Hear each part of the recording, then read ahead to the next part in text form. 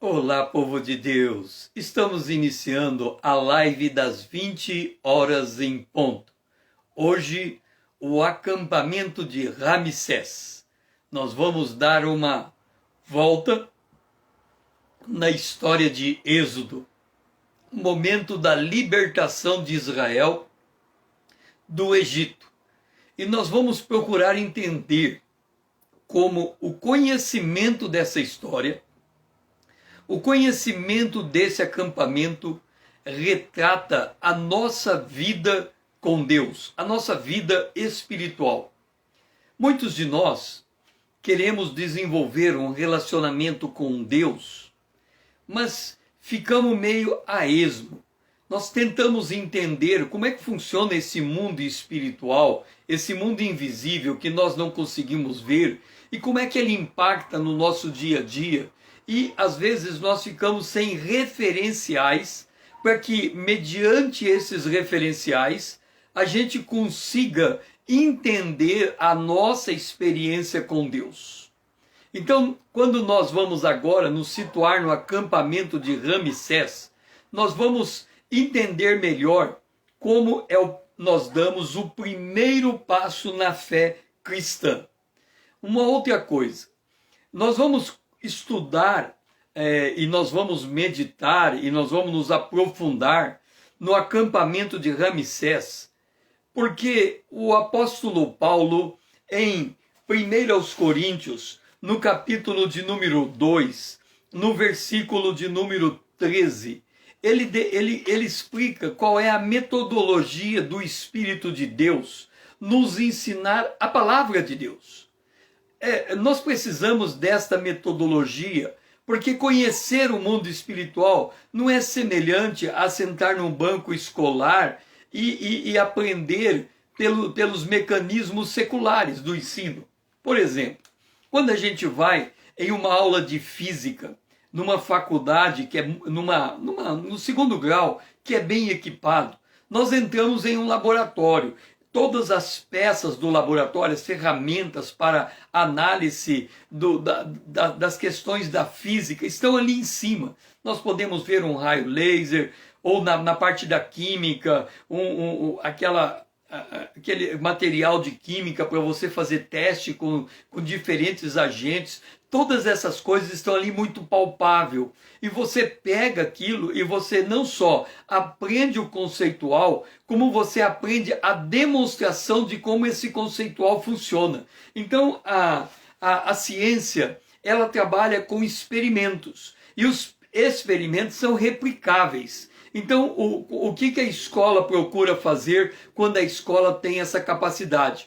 Ela traz para dentro da sala de aula as ferramentas, os recursos materiais necessários para que o aluno possa interagir em tempo real com uma experiência física, química, de física ou de química, e ele possa entender ali, olhando, observando, seja no caso da biologia, por exemplo, ele olha pelo microscópio, e ele vê aquele mundo que aos nossos olhos é invisível, mas que diante daquela lente aumentada 300, 400 vezes, salta aos nossos olhos e nós conseguimos ver esse mundo invisível de modo muito factual, de modo muito pontual. E às vezes, quando nós vamos estudar a palavra de Deus, nos falta esses referenciais. É assim, assim, assim, assim, por causa disso, por causa disso, por causa disso. Faça essa analogia. Então, Paulo, ao dar a metodologia do Espírito, ele diz assim: disso também falamos, não em palavras ensinadas por sabedoria humana. Nós não vamos trazer aqui elementos da ciência, da psicologia, da psiquiatria, elementos da antropologia, nem elementos da antropologia que mais podemos utilizar. Nós não vamos trazer da filosofia, nós não vamos trazer esses elementos para ensinar a palavra de Deus. O método adequado, correto e apropriado para ensinar a Bíblia é comparar a Bíblia com ela mesma. Então, quando nós fazemos essa comparação da Bíblia com ela mesma, nós conseguimos entender melhor a sua mensagem. E é esse o propósito de fazer esse acampamento de Ramsés. Um outro detalhe é que, se nós temos que comparar coisas espirituais com coisas espirituais, do ponto de vista material, nós podemos dizer que a coisa mais espiritual que existe é a Bíblia, a palavra de Deus.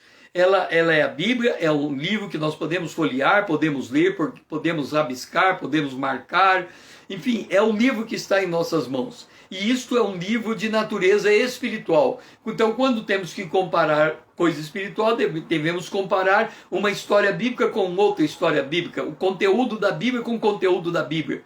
Por outro lado, nós temos que entender que nós, seres humanos, também somos seres espirituais. Nós somos formados por corpo, alma e espírito. E quando nascemos de novo, nos é dado um novo espírito. Então nós somos também seres espirituais. Isso significa que nós temos que comparar a nossa vida com a Bíblia, ou a Bíblia nos posicionar na nossa vida à luz da Bíblia. Então, com isso, nós conseguimos entender melhor a nossa experiência quando temos um ponto de partida. Porque se não temos um ponto de partida, é muito difícil para nós entendermos a nossa experiência. Nós estamos numa live de hoje, que é um desdobramento da live de ontem. A live de ontem, nós tínhamos aqui o Egito. Israel estava no Egito e ele fez uma viagem até o Monte Sinai. Então Israel saiu do Egito para o Monte Sinai. Levando em conta que o Egito, nós temos aqui Ramsés, que seria o nosso ponto de partida. Ramsés.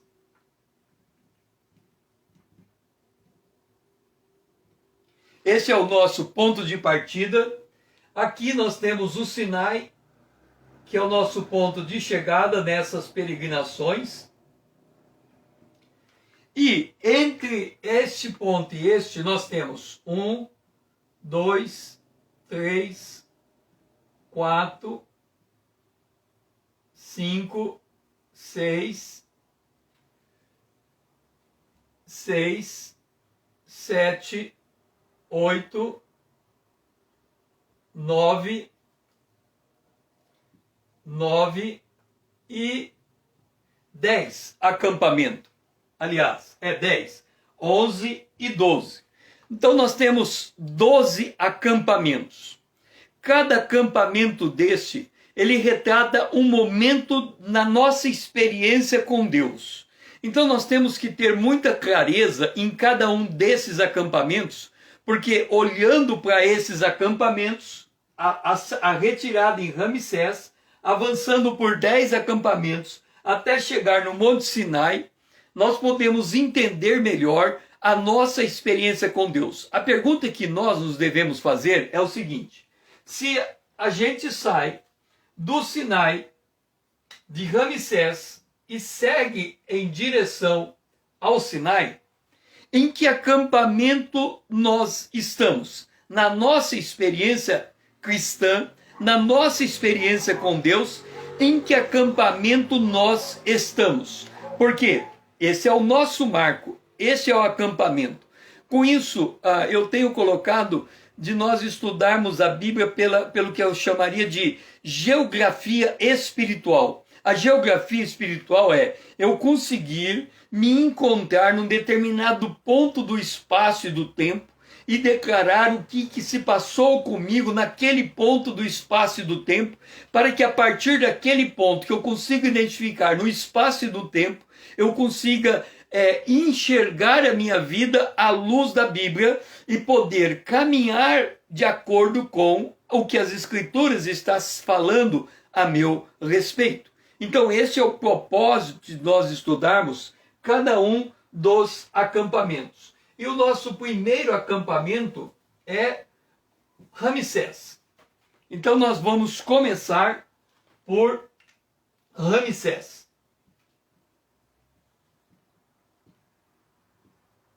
Ramsés. Por que Ramsés ele é importante? Israel, ele Israel é uma nação que tem seu tronco em Abraão. Abraão gerou Isaac, Isaac gerou Jacó, Jacó teve um encontro com Deus, o seu nome foi mudado para Israel, ele teve 12 tribos, 12 filhos, cada filho se constituiu em uma tribo de Israel, a soma das 12 tribos se tornou a nação de Israel. Então, quando nós falamos de Israel, nós estamos falando desse tronco que vem desde Abraão, Isaac, Jacó, até chegar nas 12 tribos de Israel. E Abraão, ele é chamado de Ur dos Caldeus, e ele vem em direção a Canaã. Quando ele chega em Canaã, Canaã era uma terra que fica lá no Oriente Médio, onde hoje é Israel. Então Canaã fica ali naquela região.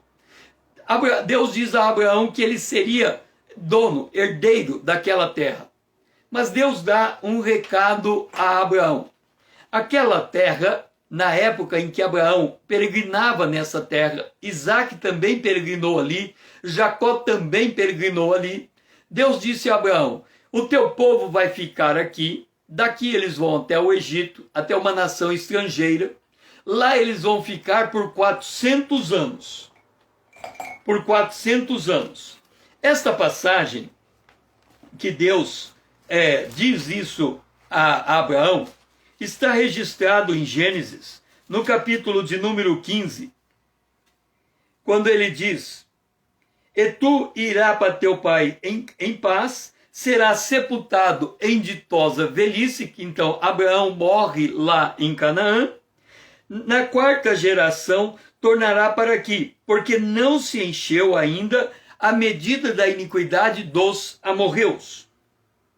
Então Deus está dizendo aqui que Israel iria ficar 4 gerações fora da sua terra antes de voltar. Na quarta geração tornarão aqui. Mas no verso 13, para ser mais preciso, diz assim: então lhe foi dito: sobe, com certeza que tua posteridade será peregrina em terra alheia, e será reduzida à escravidão, e será afligida por 400 anos. Israel, então ele sai de Canaã pela mão do seu pai Jacó, ou Israel. Eles vão até o Egito, onde José, ele era o primeiro ministro do Egito. Então Deus tinha previamente mandado José até o Egito, preparando as condições para receber o povo de Israel. O povo de Israel vem no Egito e ele é bem recebido por Faraó, graças à atitude de José, que representou Israel na administração do Egito já por 7 anos em tempo de fartura. E agora estava havendo um período de fome sobre a terra. O fato é que Israel chega no Egito, José morre, a geração de Faraó que conheceu José também morre, levanta uma geração, e por uns 200 e tantos anos eles começam a mudar a política de Estado em relação a Israel dentro do Egito. E Israel, ele se torna escravo no Egito. Tornado escravo, aquela promessa feita por Deus a Abraão começa a martelar na cabeça de Israel, de que passado 400 anos, na verdade eles ficaram 430 anos lá, passado 400 anos, eles seriam levados de volta para a terra de Canaã. E Deus levanta um homem chamado Moisés com esse propósito. Quando nós chegamos em Êxodo, capítulo número 15, Êxodo no capítulo de número 12, o verso 37, nós chegamos nesse momento em que Israel, ele é retirado do Egito. E diz assim: assim partiram os filhos de Israel de Ramsés para Sucote, para Sucote. Então, naquela linha de acampamentos, o primeiro acampamento, que aquele que Israel estava, era Ramsés, e eles saem agora de Ramsés e eles vão para Sucote. Nós vamos examinar a condição deles em Ramsés. Em Ramsés, Israel, ele já era escravo seguramente por mais de 200 anos. A escravidão se agravou muito no final desse período de 400 anos, ao ponto de Israel clamar a Deus por causa da dura servidão. Esse clamor a Deus por causa da dura servidão, nós encontramos ainda no capítulo de número 2, quando nós lemos, no capítulo de número 2, vamos ver aqui,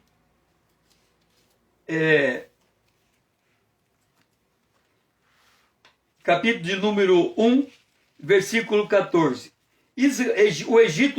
Os egípcios lhes fizeram amargar a vida com dura servidão, em tijolos e com todo o trabalho no campo, e que todo o serviço que na tirania os servia. Então esta era a situação de Israel.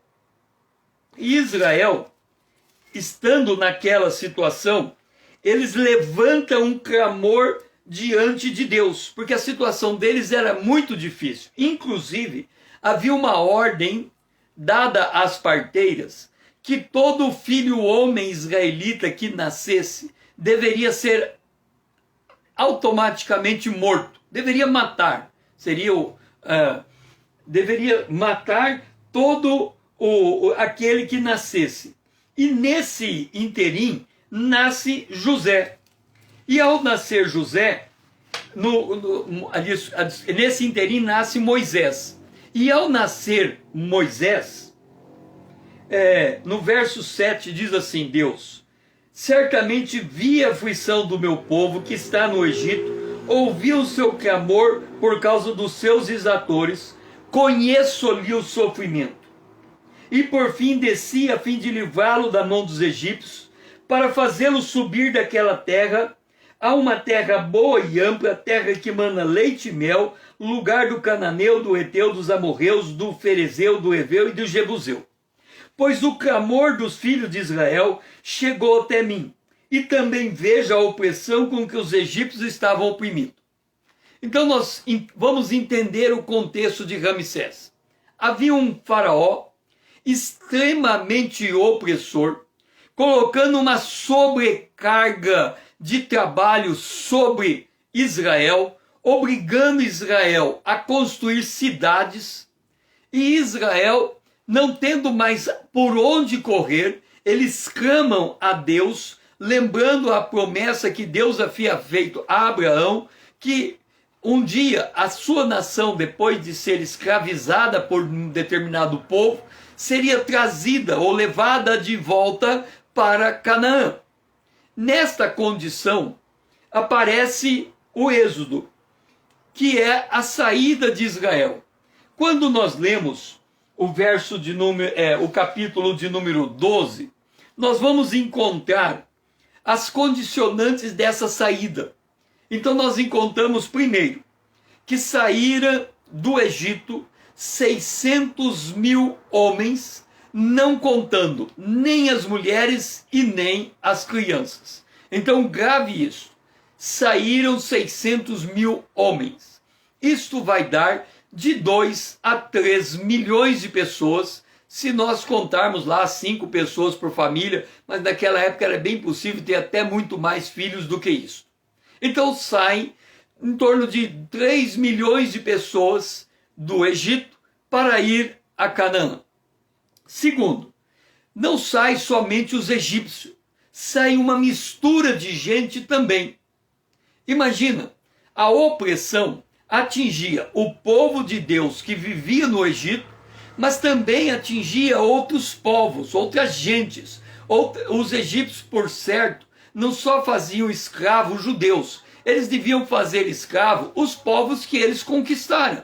Então tinha muitos outros povos ali no meio que saíram nessa chamada mistura de gente. Também no Egito devia ter muito egípcio pobre, que não tinha lugar na cultura e nem na sociedade egípcia. Então é possível também que nessa mistura de gente tenha saído o egípcio. E saíram também ovelhas, gados e animais. Enfim, eles saem do Egito. Agora, em que condição eles saíram do Egito? E aqui eu quero chamar a atenção para esse ponto. No verso de número 38 diz que eles não puderam deter-se e não haviam preparado para si provisões.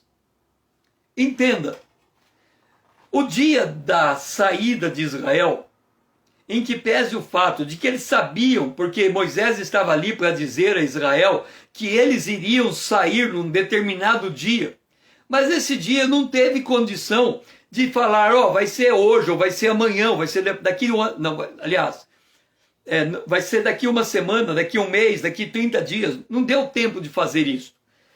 Moisés sabia que eles iam sair.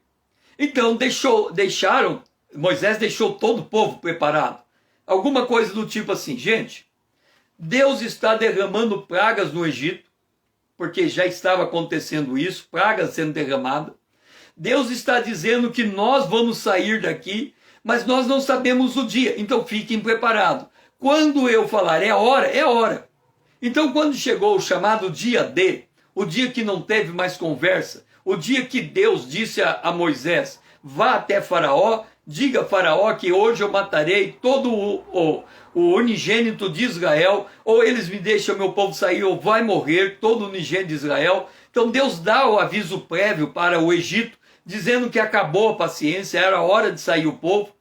E aí Moisés dá uma ordem a Israel. E quando ele dá essa ordem a Israel, não há tempo de preparar provisão. É sair ou sair. Sair com o que tem, sair ou sair.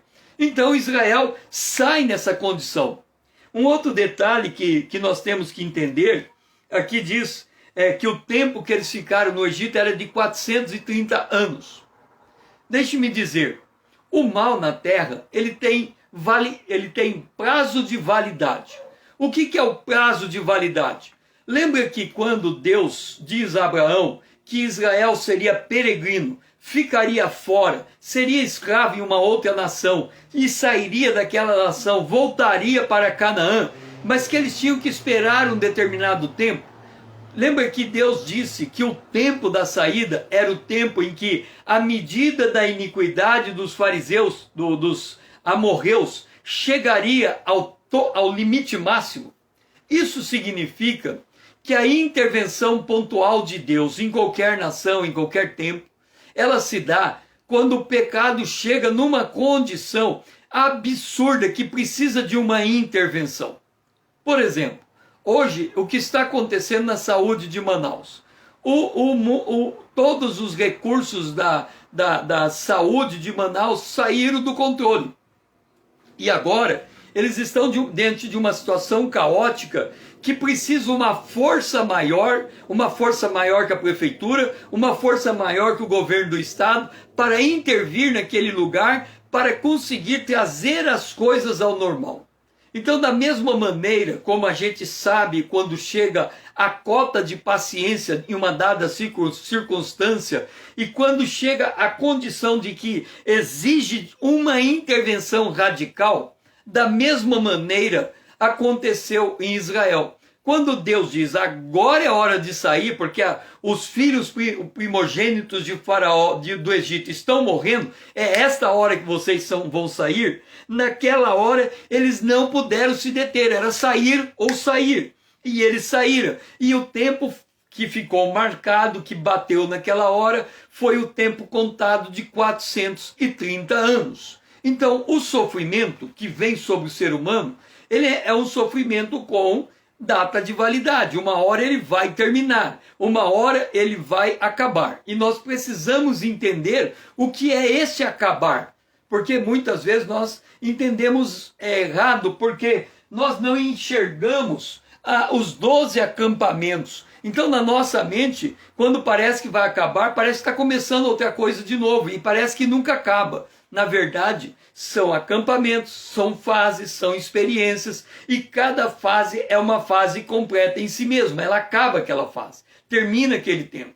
Então o tempo da escravidão de Israel terminou naquela noite, quando eles saíram da escravidão. Um outro detalhe que chama atenção é no verso 41. Diz assim: nesse dia, todas as hostes do Senhor saíram da terra do Egito. Lembra que nós estamos estudando o mundo espiritual. Nós estamos estudando a palavra de Deus e para isso nós temos que elevar o nível do nosso conhecimento. O que a gente conhece do mundo que nós estamos? A gente sabe que o mundo, o planeta Terra, é formado dos seres humanos, animal racional, e de outros animais irracionais, e de outros tipos de vidas. As aves, os peixes, os répteis. Enfim, nós temos os seres racionais, ser humano, e os seres irracionais. E aí tem toda uma biodiversidade de seres nesta condição. Ok. Mas também, do ponto de vista da Bíblia, a Bíblia diz que Deus criou o mundo visível, que é o que nós terminamos de citar, mas ele também criou o mundo invisível, o mundo onde estão os anjos. É uma outra dimensão, a gente não sabe exatamente como funciona, podemos dar algumas dicas dessa dimensão, mas existe uma dimensão angelical, e a Bíblia diz que o anjo do Senhor acampa ao redor do que os teme e os livra, e a Bíblia diz em Hebreus, capítulo 1, que os anjos são espíritos ministradores a favor daqueles que hão de herdar a salvação. Então, quando diz que Israel se desloca do Egito para Canaã, é de presumir também, lembra, presumir, porque nós não estamos vendo a cena acontecendo do ponto de vista do mundo natural. Quando alguém muda de cidade, ninguém vê anjo mudando de cidade, mas nós estamos presumindo, baseado no conhecimento e nos dados e nas informações que a palavra de Deus está nos dando, que quando Israel sai do Egito, saem também os seres angelicais que estavam guardando a nação de Israel naquelas condicionantes em que eles estavam vivendo. Então todas as hostes do Senhor saem do Egito. Então Deus está tirando o seu povo, Deus está tirando os seus anjos, Deus está separando todo esse povo e anjos para uma outra dimensão. Uma outra coisa que nos chama a atenção é o verso 42. Esta noite se observará ao Senhor, porque nela os tirou da terra do Egito. Esta é a noite do Senhor. Por que é muito importante nós entendermos esse conceito? Noite associada a trevas. Imagina você que tem um país chamado Egito. Esse Egito está oprimindo Israel. Israel não suporta mais o peso dessa opressão. Qual é a ditadura daquele mundo? A ditadura daquele mundo é o que a gente pode chamar de uma ditadura das trevas, de forças malignas. Assim como havia forças espirituais, hostes espirituais do Senhor, que estavam desalojando daquele lugar para acompanhar Israel para a nova terra, havia forças espirituais malignas naquele lugar. Tanto é verdade que a Bíblia diz que quando as pragas do Egito caem sobre Israel, deixe-me ver se eu consigo localizar aqui o texto, Deus estava fazendo com que suas maravilhas julgassem não só o povo do Egito, mas também julgasse os deuses do Egito. Então, deixe-me ver se eu acho essa parte. Deus dizendo que vai julgar o povo do Egito. Bem, não estou encontrando o texto aqui, mas ele fala que Deus estava julgando o povo do Egito e julgando os deuses do Egito. Então, as forças espirituais malignas também estavam sendo combatidas. Então, Deus sai à noite. Por que noite? Porque lembra que o anjo da morte estava matando todo o primeiro filho egípcio. Enquanto a morte estava rondando todo o Egito, a Israel estava se retirando daquele lugar. E ali foi colocado que esta era a Páscoa do Senhor. Ou seja, Israel estava na sua casa, alojado na sua casa, aguardando a voz de comando para se retirar. Deus havia dito que eles tinham que comer uma Páscoa, isso é, comer um cordeiro vivo naquela noite, um por família, então estava toda a família reunida, eles estavam comendo, enquanto Israel comia daquele cordeiro, e aí, recapitulando um pouco a história, depois do cordeiro ser morto, o sangue do cordeiro tinha sido recolhido, passado nos umbrais da porta, e havia um dito do Senhor a respeito desse passar do sangue nos umbrais da porta. Ele tinha dito, olha, o anjo da morte vai passar em cima do Egito, e a casa que tiver aquele sangue no umbral da porta, o anjo pula a casa. A casa que não tiver o sangue no umbral da porta, esta casa vai morrer. Ou o unigênito que estiver nessa casa vai morrer. Então Israel se preparou para aquela hora negra. Ele se preparou pondo sangue na porta, comendo o cordeiro pascal.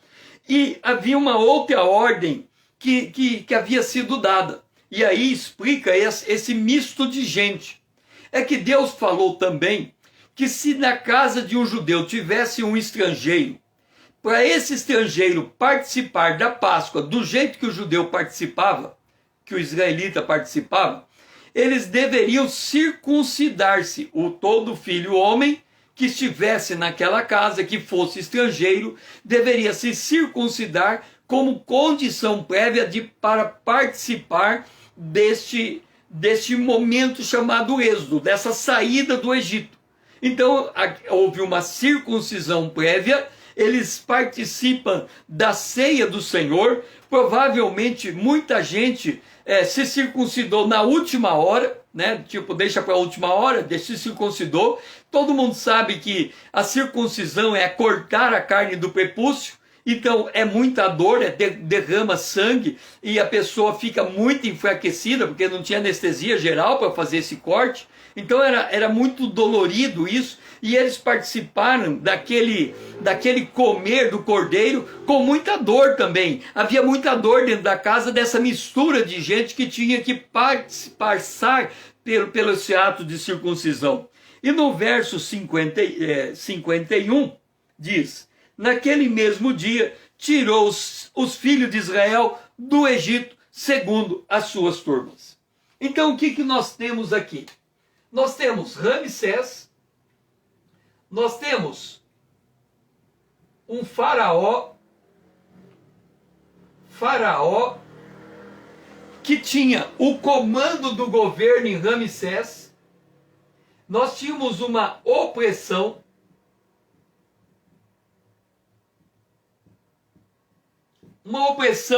absurda, e nós tínhamos um povo, o povo de Israel.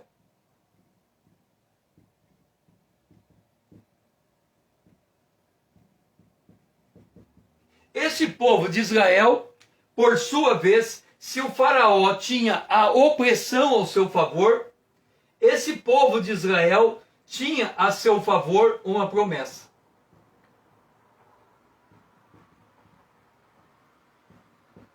E esta promessa que Israel tinha era uma promessa de que eles tinham uma terra que aguardavam eles, que no tempo certo eles entrariam naquela terra, e agora era a hora da partida para aquela terra. Então eles tinham uma promessa, e essa promessa apontava para a terra de Canaã.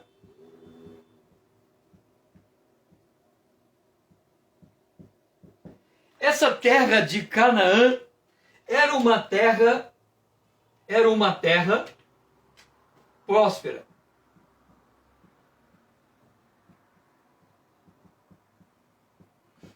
Então eles estavam saindo de uma condição de opressão, se deslocando para uma terra de prosperidade. Então, este era o propósito de Deus: tirar o povo de uma prisão e trazer esse povo para uma terra prometida, uma terra de prosperidade. Israel tinha essa visão com muita clareza. Então, tanto é que quando Israel está passando pela opressão, o clamor deles é para uma intervenção divina. E essa intervenção divina acontece na figura de Moisés, que vai até o Egito e comanda essa retirada no Egito. Observe um detalhe. Para que Deus pudesse tirar Israel do Egito, lembra que existe 10 acampamentos. Se tirarmos Ramsés, que era o ponto de partida, e o Sinai como ponto de chegada, nós temos 10 acampamentos. E Israel tem que passar pelos 10 acampamentos antes dele chegar no seu destino final, que era o Sinai. Então veja, quando Deus diz a Moisés, diga a Faraó que Israel vai sair, Deus manda 1, 2, 3, 4, 5, 6, 7, 8, 9, 10. 10 pragas. Deus manda 10 pragas no Egito. E essas 10 pragas, elas abatem o governo do egípcio com uma força tão terrível que quando o filho primogênito de Faraó morre, ele não tem outra opção senão dizer a Israel: sai fora, se afaste daqui. A morte está tomando conta do nosso país e nós estamos percebendo que ela tem relação com o fato de nós estarmos impedindo vocês que são escravos de se retirarem para fora do nosso país. Então o que eu quero dizer com isso? Deus teve uma preparação prévia dentro do Egito para tirar Faraó do Egito. Ok, este é o contexto em que nós nos deparamos com a saída do Egito de Israel. Qual é agora o paralelo que nós fazemos conosco? A Bíblia diz em Colossenses, capítulo 1, versículo 13. Então, quando nós lemos Colossenses, capítulo 1, o versículo de número 13, nós encontramos o seguinte: Ele, Jesus, nos libertou do império das trevas e nos transportou para o reino do Filho do seu amor. Então, vamos entender uma coisa. Quando Israel, na última noite, ele estava na sua casa, fechada, com sangue no umbral da porta, ouvindo o clamor do povo lá fora, sofrendo com a morte, matando os seus filhos, os filhos primogênitos. Eles ouviam o clamor do povo lá fora, porque as mães choravam a morte dos seus filhos, os pais choravam a morte dos seus filhos. Eles viam dentro da sala onde eles estavam um cordeiro morto. Então nós podemos dizer que a morte estava lá fora, matando o primogênito, e aqui dentro, na figura de um cordeiro. Por que na figura de um... Quem era este cordeiro? É o que devemos nos perguntar. Quem é este cordeiro? Se nós voltarmos para Mateus, capítulo 25, Mateus, capítulo 25, 27, capítulo 27, o verso 45, nós lemos o seguinte: desde a hora sexta até a hora nona, nós estamos falando da crucificação de Jesus Cristo, houve trevas sobre a terra. Jesus, ele veio, lembra que teve 10 pragas como atos preparatórios para a vinda da libertação de Israel, e a última praga foi decisiva para Faraó libertar Israel. Da mesma maneira, desde Gênesis Desde o jardim do Éden, Deus está anunciando por uma série de mensagens chamadas proféticas de que o Cordeiro de Deus estava vindo para morrer na cruz por causa do pecado da humanidade, por causa dos nossos pecados. Então Jesus, ele não chega de supetão na história. Ele tem uma construção profética. E diversos fatos proféticos vão sendo apontados ao longo dos anos para declarar que Jesus era aquele que todos estavam esperando. Por exemplo, é declarado que Jesus iria nascer em Belém, iria ter a sua adolescência em Nazaré, que Jesus seria morto por 30 moedas de prata, que Jesus seria enterrado num túmulo de ricos.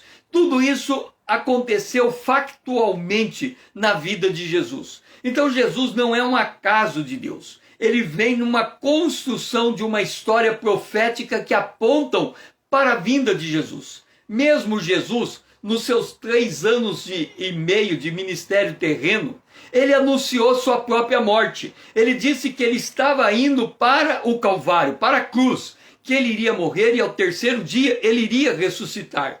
E naquele dia em que há que culmina a história com a morte de Jesus, nós lemos de que na hora nona, da hora sexta até a hora nona, por 3 horas, houve trevas sobre a terra. Observa que quando quando o Cordeiro Pascal morreu, estava em trevas o Egito. A morte estava lá fora. E aí, quando nós olhamos para esse momento de trevas, nós olhamos para o dia de hoje, em que a gente sabe que chega a noite e tem trevas, normal, o mundo é dia e noite. Mas quando Jesus surge com João Batista pregando no Jordão, e o próprio Jesus aparece para ser batizado nas águas, ali nós encontramos uma observação acerca da presença de Jesus naquela região, e nós lemos o seguinte: e deixando Nazaré, foi morar em Cafarnaum, situada à beira-mar, nos confins de Zebulon e Naphtali. Então Jesus, ele está entrando naquela região de Zebulon e Naphtali, e diz assim: para que se cumprisse o que fora dito por intermédio do profeta Isaías: terra de Zebulon, terra de Naphtali, caminho além do mar, do Jordão, Galileia dos gentios. E aí ele faz uma referência à condição desse povo. Povo que jazia em trevas, viu grande luz. E os que viviam na região e sombra da morte, resplandeceu-lhes a luz. Entenda, opressão é um ato de treva. Então, quando fala zona e sombra da morte, quer dizer, a morte está rondando aquele lugar. Tanto é verdade que antes de Israel sair do Egito, os judeus, filho homem nascido, toda criança nascida homem tinha que morrer, era morto pelas parteiras. Então a morte estava rondando. E quando a morte começa a rondar com muita frequência, é porque nós estamos dentro de um ambiente de trevas.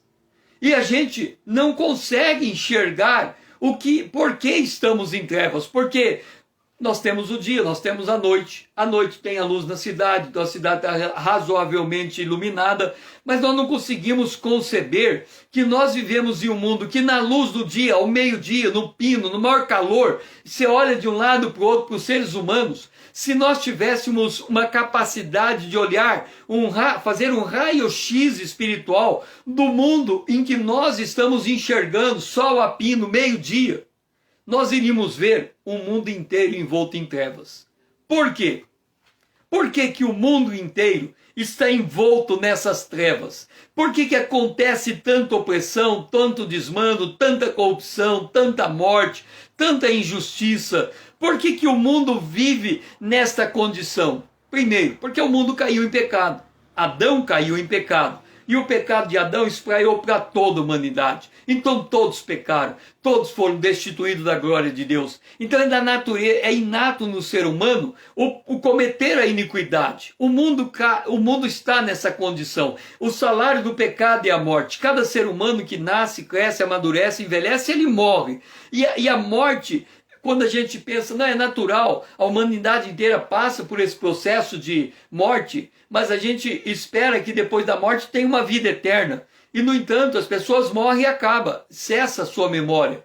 Então, há uma expectativa de morte. Por isso que é dito que é um povo que caminha na região e sombra da morte. A gente pode ver a morte nos espreitando. Assim como o Israel estava comendo o cordeiro pascal, a morte estava acontecendo fora daquele ambiente. Assim também somos nós. À medida em que estamos aqui comendo o cordeiro pascal, ou seja, crendo na obra de Jesus na cruz, a morte está nos rodeando, está rodeando o mundo em que nós conhecemos. E Jesus, no verso 50, diz, e Jesus, clamando outra vez com grande voz, entregou o seu espírito. E isso aconteceu, curiosamente, havia trevas, Jesus morre, mas entre as trevas e a morte de Jesus há um clamor de Jesus. E nesse clamor ele diz, Deus meu, por que me desamparaste? O que estava acontecendo na morte de Jesus naquela hora?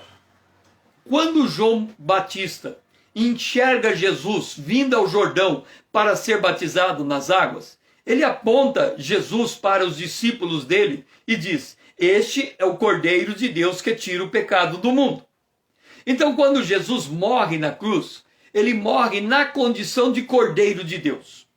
O que significa isso? Ora, quando você é contratado para trabalhar numa empresa, você não trabalha lá como o César trabalhando na empresa. Não, é o cargo. Você é o tesoureiro, você é o chefe de compra, ou você é o CEO da empresa. Então você tem um cargo. E você responde por aquele cargo. Tudo que você faz na empresa é assinado de acordo com o teu nível de responsabilidade dentro de uma empresa. Então você tem um cargo, você tem uma responsabilidade, você tem uma incumbência e você responde por essa incumbência. Jesus, ele teve uma incumbência, a incumbência de ser o Cordeiro de Deus. Então nessa condição se cumpre o que está em Isaías capítulo 53. Isaías capítulo 53. Eu quero que você observe, e é muito importante que a gente entenda as realidades espirituais comparando com as nossas realidades existenciais. Lembra que Jesus estava morrendo da cruz no mundo envolto em trevas. As trevas duraram 3 horas. Os judeus estavam comendo o cordeiro pascal numa noite em que a morte estava lá fora. Então era uma noite negra, porque era uma noite em que a morte estava fora. Quando nós temos que tomar uma decisão acerca da nossa vida eterna e o que nós vamos fazer com ela, nós estamos diante de um cordeiro que é Jesus, e aí vem a pergunta, o cordeiro está sendo oferecido, vou eu participar dessa ceia ou não? Se eu tivesse lá em Israel e fosse um judeu, participaria. Por que o judeu pode participar? Porque ele está circuncidado. Ele tem a circuncisão como aliança que Deus fez com Abraão, que passou de geração em geração e chegou naquela geração. Então eles se circuncidaram para tomar a Páscoa. Mas o estrangeiro, não. Então se eles queriam também participar da Páscoa, eles tinham que circuncidar. Aquilo ia mudar a vida deles. Você tem uma situação antes da circuncisão, depois da circuncisão. E aí tem o cordeiro. Então você está se circuncidando por causa do cordeiro. Você está circuncidando para ter o sangue no umbral da porta. Você está circuncidando para escapar do anjo da morte que está lá fora. Você está circuncidando para ter direito a uma terra prometida que está lhe esperando, para você ser liberto. Então Jesus, em Isaías 53, diz assim, certamente ele tomou sobre si as nossas enfermidades e as nossas dores, ele levou sobre ele. Então Jesus, ele é o cordeiro, porque ele recebe sobre ele as nossas enfermidades, as nossas dores. E aí depois diz assim, e ele foi traspassado, ou seja, ele foi crucificado pelas nossas transgressões e moído por causa das nossas iniquidades. Então o pecado que está em nós, e o salário do pecado é a morte, é como se Deus dissesse o seguinte, lá fora, o anjo da morte está matando todo cordeiro, todo primogênito do Egito. Está matando. Ele vai matar também aqui dentro, nessa casa onde eu estou. Mas ele não vai poder matar desde que eu pegue o sangue e coloque no umbral da porta.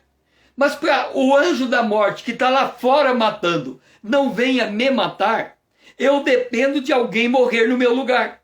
Então aquele cordeiro que eu estou comendo, o sangue do cordeiro está posto na porta como sinal de que eu estou protegido. Então o pecado que estava em mim, ele é colocado sobre Jesus e ele morre sacrificialmente no meu lugar. Mas a morte de Jesus é mais do que isso. Aqui diz assim: o castigo que nos traz a paz, quer dizer, era para nós sermos castigados, foi colocado sobre ele, e por suas pisaduras nós somos sarados. Nós estávamos como ovelha indo ao matadouro, quer dizer, eu nasço, cresço, envelheço, morro. Então eu já nasço indo para o matadouro.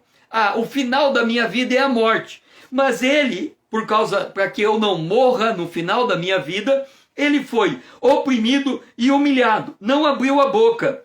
Por juízo opressor foi arrebatado, e de sua linguagem dela quem cogitou? Porquanto ele foi cortado da terra dos viventes por causa da transgressão do meu povo. Ele foi ferido por Deus. É como se Deus dissesse: eu vou derramar minha ira. Ou eu derramo a minha ira lá fora, sobre quem não me conhece, e ele vai morrer experimentando a minha ira, ou eu derramo a minha ira, que deveria ser sobre você, sobre o cordeiro que está diante de você. Se você crer que esse cordeiro está morrendo no teu lugar, você saiu da morte para a vida.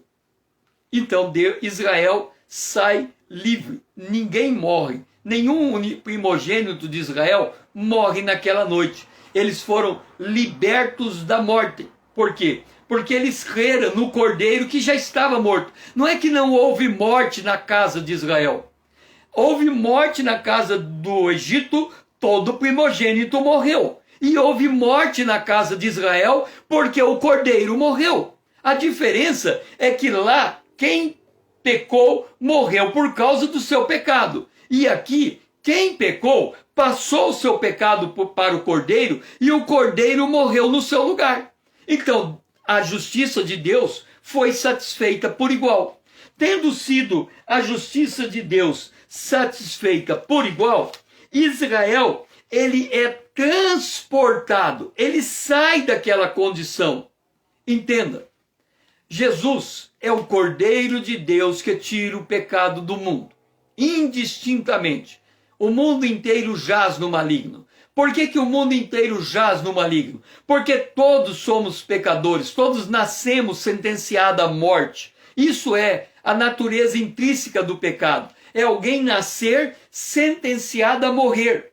É como um cordeiro, ele está indo para o matadouro. A vida dele termina num fim terrível. Mas há uma esperança. Israel, que ouviu a palavra de Deus, e mesmo aquele monte de gente, mistura de gente, eu não vou nem colocar o judeu como exemplo, mas havia uma mistura de gente, quer dizer, dentro do Egito havia gente que não dava ouvido ao que Faraó estava dizendo, que ele estava se arrogando de dominar Israel, de sujeitar Israel à escravidão, de aumentar a carga de Israel sem consultar Israel, de matar o nascido homem de Israel, de ter o domínio sobre a vida. Ele achava que ele tinha tudo isso na mão. E Deus chega e ele desmonta tudo aquilo que está na mão daquele injusto opressor e arranca o seu povo de lá. Então ele liberta o seu povo. Entenda, a Bíblia diz assim: a todos quanto receberam Jesus, Deus deu-lhes o poder de se tornar filho de Deus. Quem ouve, quem crê, ouve a palavra de Cristo, o Evangelho.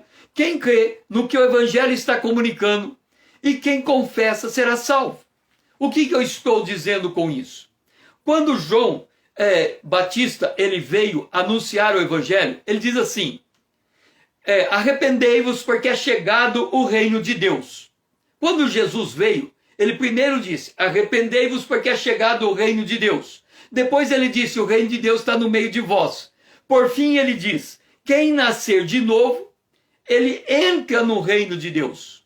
Ninguém pode nascer, quem não nascer de novo, não pode ver o reino de Deus. E quem nascer da água e do Espírito, ele entra no reino de Deus. Então, o que nós temos? Nós temos aqui o reino de Deus. Nós temos aqui o reino das trevas. A pergunta é, você vai permanecer no reino das trevas ou você vai se deslocar para o reino de Deus? Agora você vem e diz assim, ué, mas o reino de Deus não é universal? Deus não tem o supremo comando de tudo? Quando a gente ora, o Pai Nosso, a gente ora, venha o teu reino, seja feita a tua vontade na terra, como a vontade é feita no céu. O reino de Deus, que Deus está falando, é o reino onde as suas criaturas racionais aceitam proativamente a subordinação a Deus como soberano. Então, quando eu recebo Jesus como Salvador, eu estou dizendo, eu estou saindo do império das trevas, eu estou saindo da mão do maligno, estou me transportando para o reino de Deus, e eu estou fazendo isso por vontade ativa minha. Eu estou entendendo que houve um cordeiro que morreu em meu lugar, então eu estou proativamente declarando a minha fé, que eu estou deslocando de um reino para o outro reino. Então, quando você recebe Jesus como Salvador, você está dizendo, eu não recebo mais o comando da vontade das trevas, mas eu recebo o comando da vontade de Deus. E quando você se põe nessa posição, você próprio responde à oração que Jesus ensinou. Faça a tua vontade na minha vida, assim como a tua vontade é feita no céu. Então, quando eu passo por essa experiência, entenda, eu saí de um reino e me transportei para outro. O mundo agora que eu vivo, ele é completamente diferente da realidade que antes eu estava. Então, quando eu saio do acampamento de Ramsés, que é um acampamento de opressão, pelo cordeiro que morre no meu lugar, eu estou me deslocando de um reino de opressão para um reino de libertação. Eu estou saindo de uma situação e passando para outra. Observa, o judeu, quando estava com o cordeiro pronto para ser morto, muito egípcio ou de outras nações que ouviram o que Deus falou a Israel disseram, queremos ser circuncidados. Queremos ser circuncidados porque queremos participar do cordeiro pascal.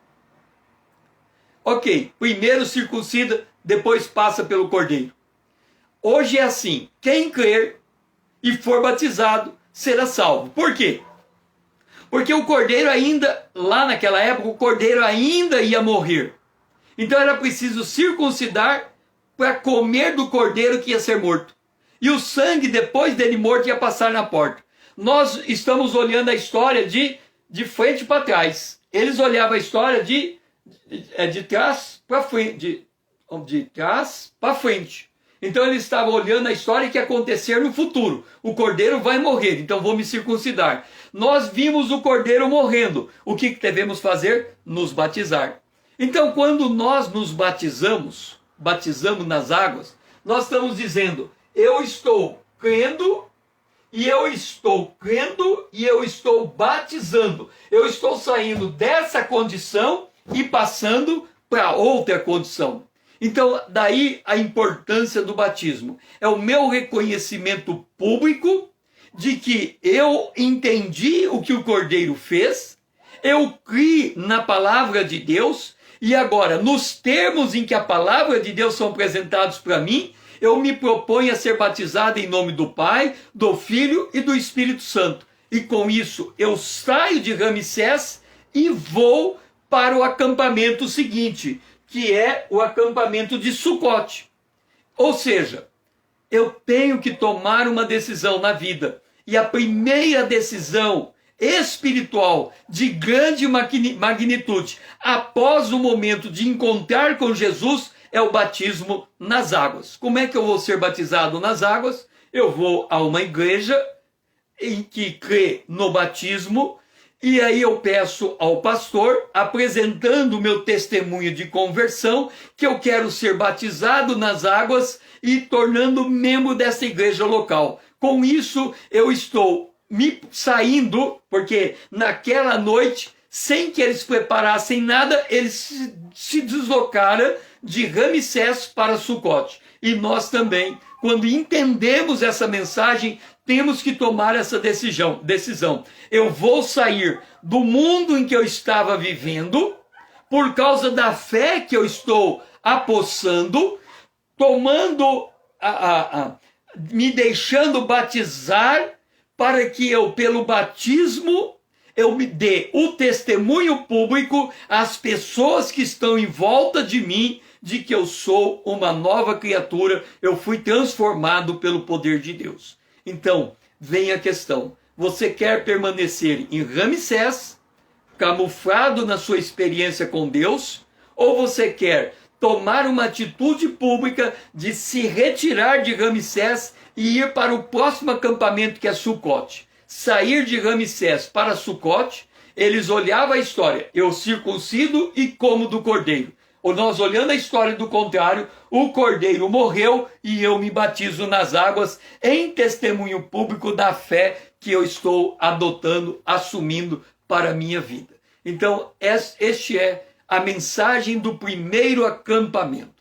Foi muito bom ter você aqui comigo, e aqui fica o desafio. Isso é uma experiência factual. Você realmente entendeu a tua fé em Jesus Cristo? O próximo acampamento, você precisa passar pelo batismo nas águas, procurar uma igreja evangélica, a ir até o pastor, declarar o seu testemunho, a sua mudança de vida e se submeter ao batismo das águas em nome do Pai, do Filho e do Espírito Santo.